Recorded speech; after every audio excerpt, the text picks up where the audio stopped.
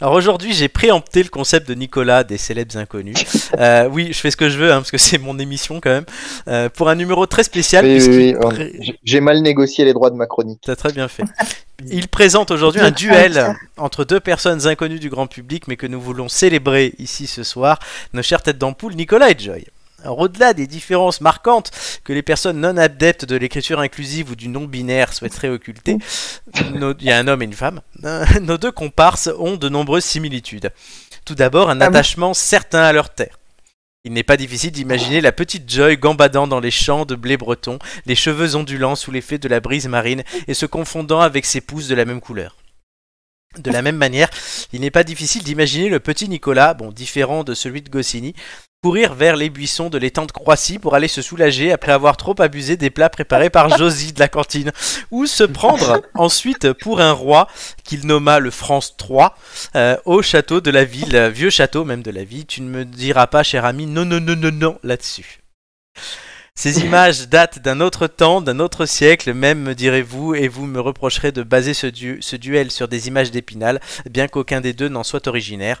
Je continue donc mon exposé. Les deux versos de cette émission proposent ainsi deux versants de ce que l'on peut faire des stories sur Instagram. Ils incarnent deux visions engagées. D'un côté, l'esprit sain dans un corps sain de Nicolas, n'hésitant pas à poster ses hauts faits sportifs de l'autre. Nous avons les yoga selfies de Joy, dont on sait que l'exercice le plus sportif dans la séance est de lever le bras pour la photo.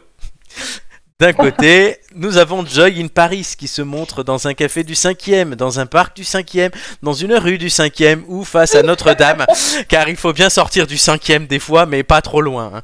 Et de l'autre côté, on a les paysages sénémardés de Nicolas, mêlant Koh-Lanta et L'amour est dans le pré en même temps, c'est un peu ça.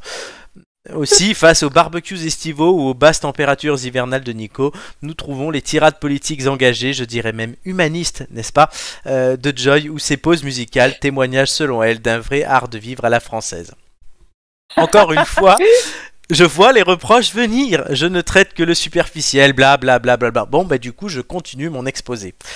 Parlons de passion désormais, non pas du livre de Nicolas Sarkozy que personne ici n'a lu, mais bien de ce qui vous fait vibrer chacun. Vous êtes, tous les deux à votre manière, éclectiques. Joy, tu aimes dénicher. Le petit groupe sympa que personne ne connaît. Par exemple, Terre Noire. Le bon livre que personne n'a lu. Les petites tables d'époque à aller chercher chez un mec chelou dans le 18e. Cela va jusqu'à la faire s'arrêter devant des stands de brocante de quartier. Et oui, on peut pas réussir à tous les coups. Et tu l'as encore fait dimanche, je te précise. Qui connaît Joy connaît aussi son amour du champagne. Tout est prétexte à boire du champagne, un anniversaire, un bon repas, un attentat ou un traitement réussi contre les punaises de lit. Le champagne, en fait, c'est Joy en boisson si l'on y réfléchit. C'est beau, c'est bien présenté, ça pétille, ça agresse un peu aussi et ça cartonne sans en avoir l'air. Nicolas, toi, tu es l'incarnation du français moyen. Cette France du bon sens et des réflexions de tous les jours. Cette France des départements dont tu connais tous les noms, numéros et préfectures. Cette France de France Télévisions, dont tu connais même tous les présentateurs et journalistes, tu nous l'as encore prouvé tout à l'heure. D'ailleurs, tu es un peu notre Laurent Romeshko à nous. Derrière ton air un peu sérieux jusqu'au bout des ongles se cache un personnage rieur et attachant, toujours prêt à dégainer le bon mot pour faire rire Ariel, d'ailleurs il faudrait peut-être qu'il la pécho avant qu'elle meure, la fameuse Ariel. Nico, c'est vraiment une certaine idée de la France, faisant de cette phrase du général de Gaulle une réalité 50 ans après. Du coup, je ne saurais désigner de vainqueur pour ce duel, et si je dois vraiment en trouver un, c'est la grande amitié que je vous porte à chacun. Victoire pour tout le monde, comme chez Jacques Martin, et j'entends déjà la critique venir là-dessus. Ainsi, j'y répondrai d'emblée. Quelle que soit la décennie dans laquelle nous sommes, restons tous de grands enfants. Ça n'empêche pas le temps de passer, mais putain, qu'est-ce qu'on peut se marrer. Oh, c'est trop mignon, bravo. Ah ouais, c'est beau. Des fois, je peux dire autre chose que des conneries, des fois, voilà. J'ai presque eu la larme à l'œil. Oh, j'ai pas réussi à te faire chialer, merde, j'avais fait chialer Amélie 3 fois. C'est mon côté humaniste. C'est mon côté genre femme bafouée, elle craint plus rien, quoi. Oui, il y a des privés jokes dans cette. Ah oui, quelques-unes. Le non de Nicolas, on racontera que c'était une fois on jouait chez Hugo au président et il s'était trompé de carte et du coup, non mais Nico reprend non, voilà. T'es sorti avec le cœur et depuis on en rigole souvent. Tu poses pas un attentat comme ça. Oui, l'attentat, c'est que on était. Quand même. On devait aller dans un bar le jour des attentats de novembre, vers République, à côté de là où il y a eu l'attentat, pour suivre Joy pour aller voir le concert de l'Escope. Je me rappellerai toujours. Groupe que personne ne connaît. C'est ça, l'Escope. Et finalement, on s'est retrouvés embrigadés ailleurs, sur une péniche. Et on s'était tous sortis de la péniche, le groupe et tout. Et il manque Joy, Joy. Si. Le groupe était avec moi, c'est bien pour ça que je suis restée là. Oui, non, mais nous, notre groupe d'amis, on était sortis de la péniche. Ah oui, elle est où Joy Et tu la vois sortir de la péniche, comme ça, la coupe de champagne à la main. Oui, il faut aller où? Bah chez toi. Ah non, j'ai ma culotte par terre. Voilà, c'était totalement vrai. Ce moment a été lunaire. Oui. La photo de Notre-Dame, c'était dimanche. Hein. J'ai pris des photos de Joy devant Notre-Dame. Elle m'a ramené quasiment jusque devant mon boulot, tu vois, c'était sympa. Eh oui, c'est vrai. Ah, mais attends, mais j'ai même pas vu qu'il y avait des photos. Moi, je regarde pas, j'écoute vos 12 voix. Des photos comme quoi, elle est capable de faire de gros efforts. Hein. Y a pas de photos. J'ai pas vu. Mais tu t'as dit les photos, c'était dimanche. Non, c'est dimanche. Quand je t'ai pris en photo devant Notre-Dame, je raconte des choses vraies. Ah, pardon, je n'avais pas compris. Et les tables. La trentaine. Connecte un peu moins. Et Joy qui m'appelle un jour, tu peux venir avec moi dans le 18e s'il te plaît, parce que j'ai trouvé de très jolies tables, mais le mec m'a l'air chelou, donc j'ai pas envie d'y aller toute seule. Et j'ai bien fait. Et t'as bien fait, j'ai bien fait. Vraiment chelou. Donc voilà. On rigole toujours. Donc voilà. Et donc il y a des privés de jokes un peu partout, mais c'est normal car on vit des choses ensemble. Et putain, mais qu'est-ce qu'on n'a pas fini de se marrer. C'est clair. Merci Florent. Oui. J'espère que Julien que tu vas être à la hauteur. Hein. On attend le discours. Je le serai à la hauteur, t'inquiète pas. Ça aussi, c'est une private joke, non? Non, pas du tout. Tu seras à la hauteur des menhirs de 4 mètres de 10 fois. il va nous ramener un menhir. Plutôt à cette hauteur-là, quoi. J'allais demander...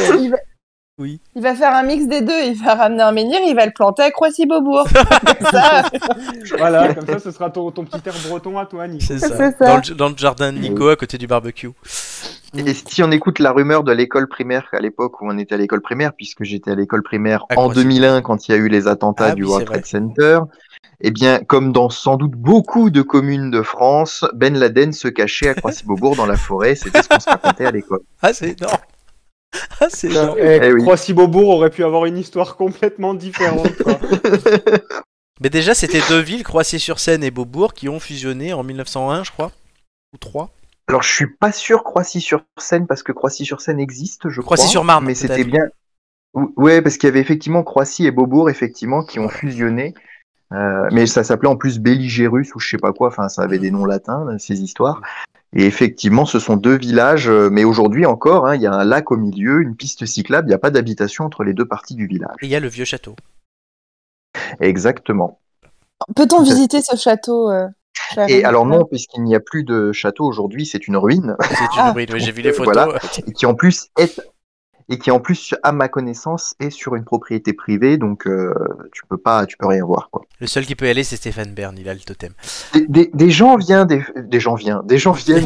fois, effectivement, à la recherche des ruines, mais il faut leur expliquer que pour y aller, c'est sur une propriété privée et qu'il faudrait passer un portail fermé. Donc bon. Quel dommage.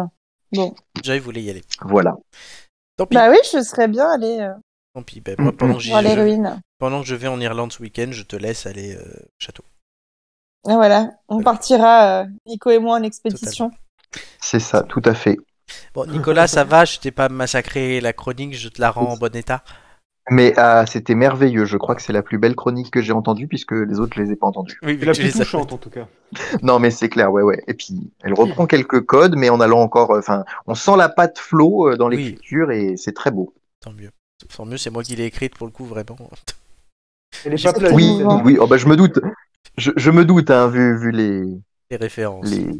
Les références, voilà. Le non. Alors, je précise quand même pour les auditeurs, parce que oui, je suis certes de mauvaise foi, mais il faut bien expliquer que c'était la première fois que je jouais avec ces règles bizarres que Flo nous avait mises, qui étaient tout simplement qu'on n'avait pas le droit de regarder. Imposé.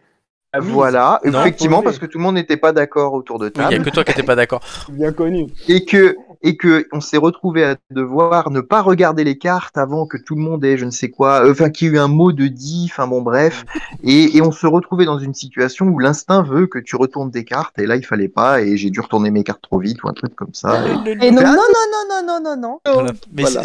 c'est resté, tu demandes à Marc, il te le refait, tu vois, donc bon. Ah oui, oui, c'est sûr.